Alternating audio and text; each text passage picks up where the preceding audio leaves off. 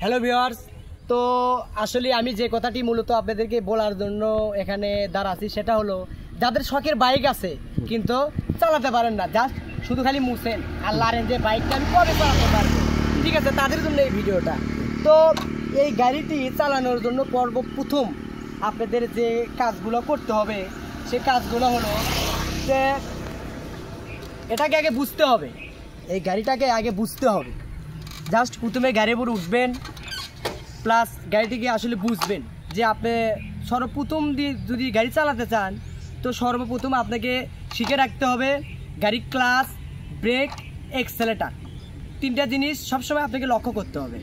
তো সর্বপ্রথম গাড়িটি আপনি চালানোর জন্য যে কাজটি করবেন সেটা হলো মেন সুইচটি অন করে দিবেন, প্লাস এই যে কিক দিয়ে সুন্দরভাবে গাড়িটি স্টার্ট করে নেবেন।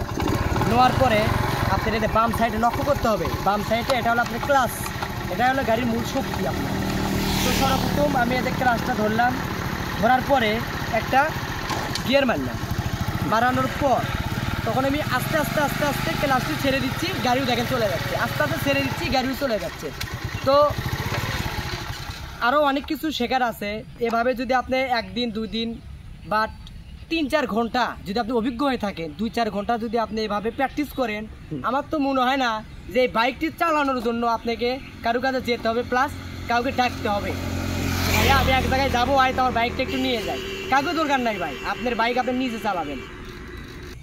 তো আমি আবারও আপনাদেরকে আবার রিপ্লে করে বলতেছি, তো সেটা হলো গাড়িটির এটা কিন্তু ক্লাচ, বাম সাইডে এটা ক্লাচ, ডান সাইডে এটা ব্রেক, এটা হলো এক্সেলেটার, আর আমার বামে পায়ের নিচে এটা হলো গিয়ার, আর ডান সাইডে পায়ের নিচে আছে একটা ব্রেক, আর এটা হলো কিকার। আমাদের মূলত আমরা প্রথমে এতে গাড়ির সুইচটি আগে অন করে নিব, লোয়ার পরে জাস্ট গাড়িটি কিক দিয়ে গাড়িটি স্টার্ট করে নিব, লোয়ার পরে আস্তে আস্তে একটু পিক আপ পাম্প টানবো যাতে গাড়িটি বন্ধ না হয়ে যায়।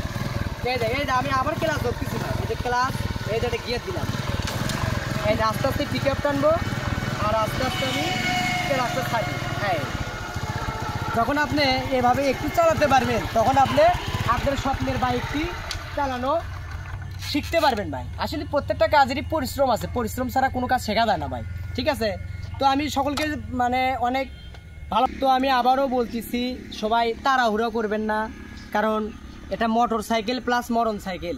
তো আপনারা সবসময় ব্রেনকে ঠান্ডা রেখে, মস্তিষ্ক ঠান্ডা রেখে সুন্দরভাবে জিনিসটা বুঝবেন এবং নিজে নিজে সুন্দর একটা ফাঁকা জায়গায় যায় নিজে নিজে ট্রাই করবেন, চেষ্টা করবেন, ইনশাল্লাহ আপনারা সফলতা পাবেনই পাবেন।